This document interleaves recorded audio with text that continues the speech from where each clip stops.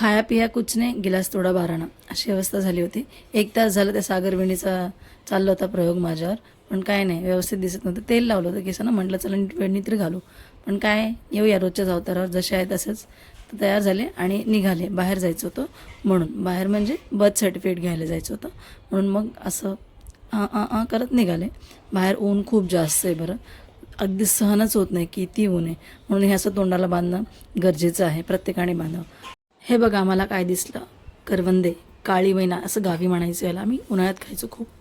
मग हा रस्ता 2010पर्यंत रोज इकडे प्रवास करायची, का तर कॉलेज होतं हे माझं. नंतर मग मी पोचले जिथे मला जायचं होतं. उन्हामुळे गरम खूप जास्त होतं. मी हे कधीच शोधत होते, म्हटलं कुठेतरी काहीतरी थंड भेटावं. एकदम कोपऱ्यात कॉर्नर साईडला ह्या मावशी उभ्या होत्या उसाच्या रसासाठी. घेतलं मस्त थंड उसाचं रस आणि पाहिले. मग नंतर मी निघाले घरी, का तर आईचं घर तिकडून जवळ होतं म्हणून म्हटलं जाऊन यावं. आणि मग मी घरी पोचले.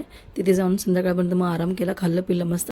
मग संध्याकाळी गेले जिप्सी फास्ट फूडला. हे अंबरनाथला आहे, माझ्या भाऊ बहिणीने स्टार्ट केलं. इथे तुम्हाला pizza, burger, momos, sandwich, vada pav, French fries सगळं अवेलेबल आहे. माझे काही नियोजन करायचे होते मला, म्हणून मी तिकडे गेले होते.